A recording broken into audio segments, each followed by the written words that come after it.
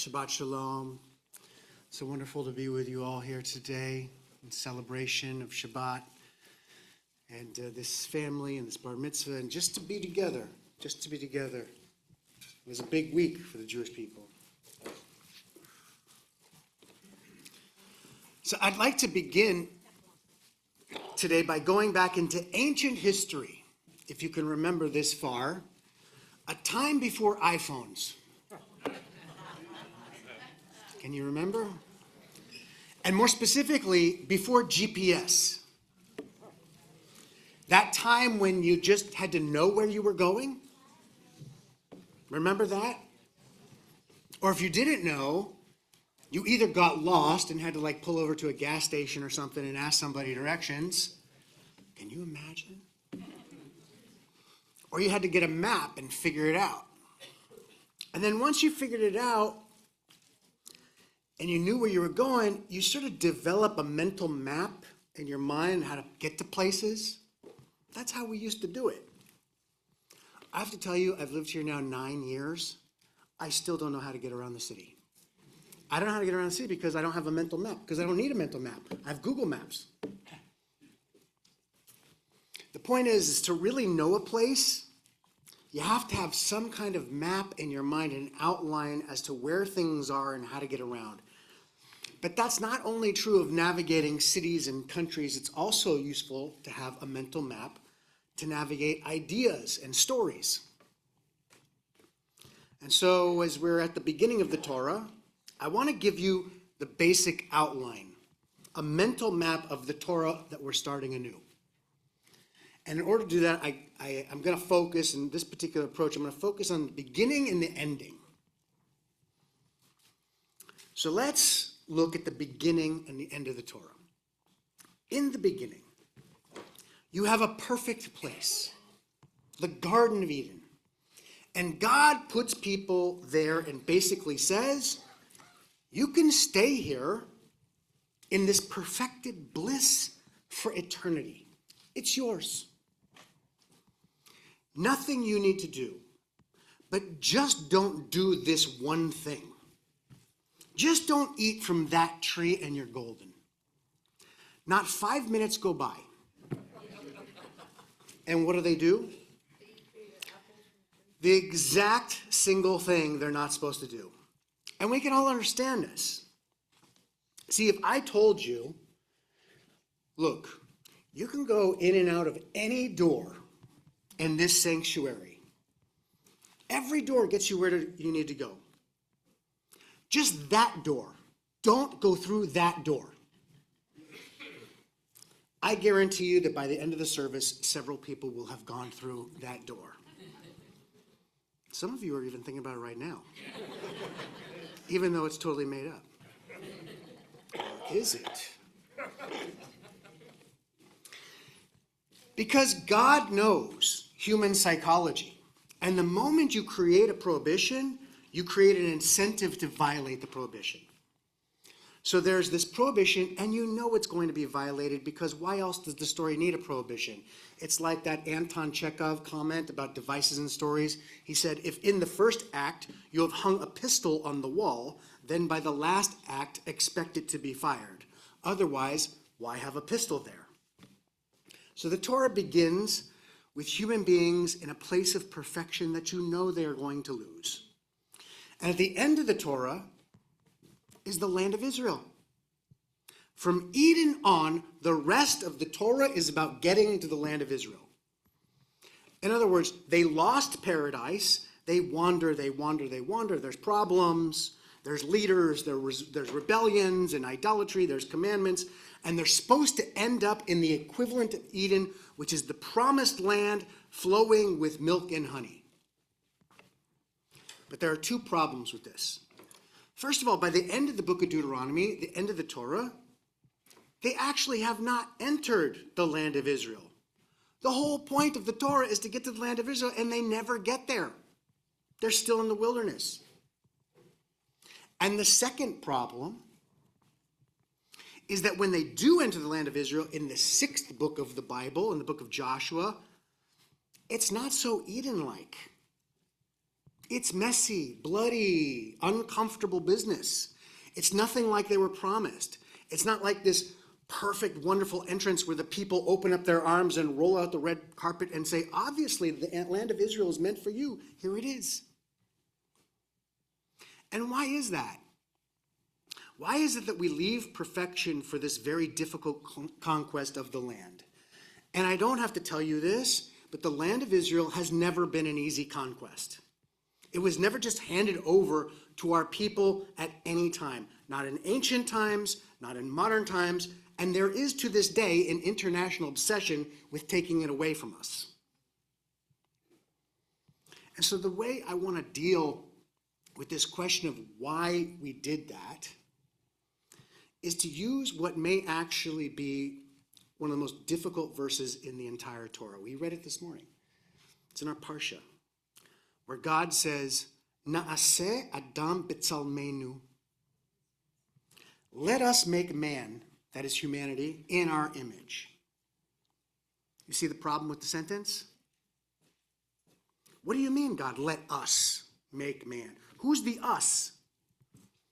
In our image? There's just one God, right? Isn't that like the whole Judaism thing? So who is the us and the our in that sentence? Why first person plural? What's going on? Is this God speaking in the royal we? Let us in our, like a British monarch or something? There are a few explanations, but there's one I prefer that several commentators employ and best helps us understand why we give up Eden and struggle with Israel. First, let me contextualize.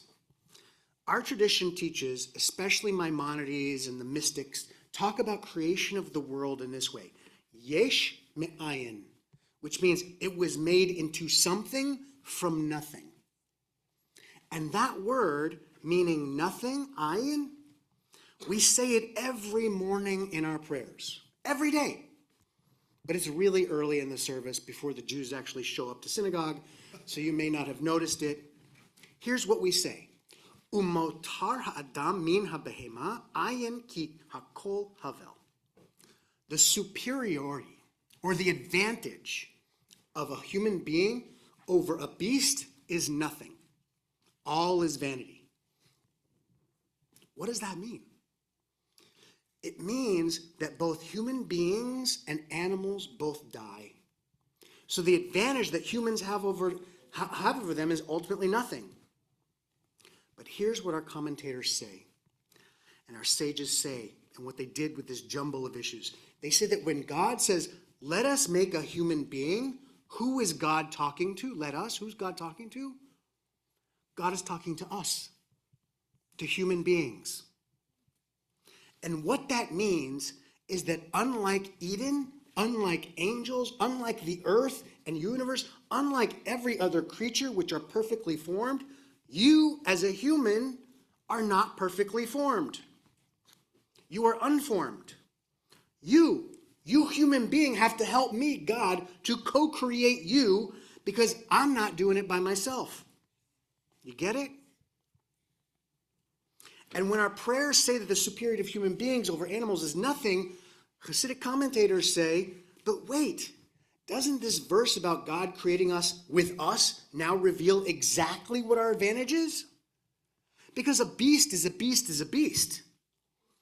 A wildebeest at 10 years old is not more mature than a wildebeest at 2 years old. They may be a bit more physically strong, but it's not like they're making better wildebeest life choices because they've learned so much and self-actualized.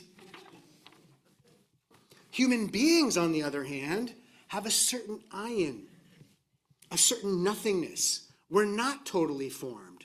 Just like the way God created the world yesh me'ayin, so too are human beings created yesh me'ayin, from nothing, something from nothing. Every single one of you, everybody sitting in this room today, has some nothingness about them, something unformed that they can shape in different ways, into different strengths, into different talents, different passions, yet still undiscovered. That's what it means to create a human being. Human beings are continuously being created in a collaboration project between God, the world itself, and the person, him or herself. Okay, so let's apply this to the relationship between Eden and Israel. So in the beginning, God says, don't eat from that tree, which feels like a setup. It is a setup. You know it, I know it, God knew it. But the point is that as long as they're in Eden, there's no ayin. Nothing is unformed. It's all perfect. There's nothing to do, nowhere to go, no struggle, no drama, no tests or trials. Everything is complete. You live under a tree, a piece of fruit falls in your hand, you eat it, and you go to sleep. And so God creates this being filled with infinite potential and possibility and says, I'm going to put you in the Garden of Eden where you have no opportunity to do anything other than just be. Is it any surprise that the first chance human beings do the one and only thing that gives them the opportunity to truly live? But once they do, and this is what God knows, you still need a dream. This being of limitless potential can't be set loose in the world with nothing much to live for. And so you have to say, Israel, which becomes the whole point of the rest of the Torah. Yes, now you live with struggle and difficulty and trial, pain, loss, and death. All those things that you didn't have in the garden. But now you also have something to work for and strive toward, meaning and purpose, something with which to apply your gifts, something noble that makes living and dying and struggle worthwhile. And our collective ayin is now formed into a purpose, and that purpose, which is Israel, will never be like the garden. Because if it was like the garden, you'd be just right back in a steady state of perfection again. When you go to Israel and you live there like I did, you quickly realize that it's not an ideal place, which is at first a cause for a bit of disillusionment. But then you're kind of delighted because there's what to do. There's work to be done. You feel alive in it. There's ayin to be shaped. There's a country to be built and improved. There's a vision and purpose you can be a part of. There's a life to be lived. And thank God it's not Eden. But when we first read the Parsha, we don't know that yet. At first, it's like it's a tragedy that Adam and Eve leave the garden. But that's how it's supposed to be. Whenever you have a loss in your life, you're supposed to feel it as a tragedy.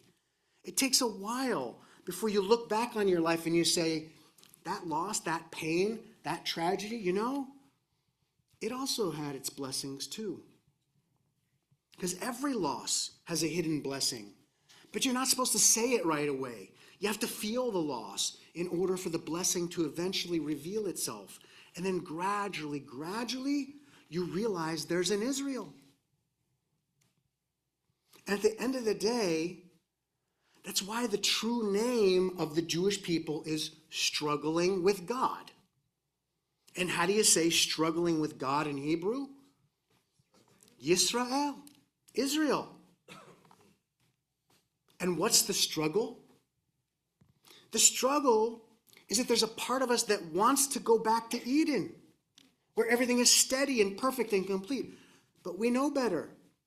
We know that all the tragedies and trials of life are necessary to shape a soul, to form a human. And also that heading toward Israel is our task in this world. So the Torah begins in one place we can never say, and it ends in the place we are always heading toward, which is the place that we are promised. But we're only promised it if we're willing to fight for it, care for it, suffer for it, sacrifice for it, and not give up on it. The Torah's message is not the easiest message in the world, but it has the advantage of being the truest message in the world. And what it says is that which you love, which you cherish, which is precious, will not be handed to you cost-free. And if any people in the world know that and have continually had to confront it, it is the Jewish people. That is the message of the Torah. And that's the outline. And once you see it, where we came from and where we're going, you understand what it is that God is saying to us when God says, Na'aseh Adam, let us make you together. Because only if you're involved in your own creation, you'll give back to the God who gave you life in the first place. So I want to bless you all. Bless each and every one of you. And you bless me too. To remember on the Shabbat Breshit, what God made you is God's gift to you. What you make of yourself is your gift back to God. Shabbat Shalom.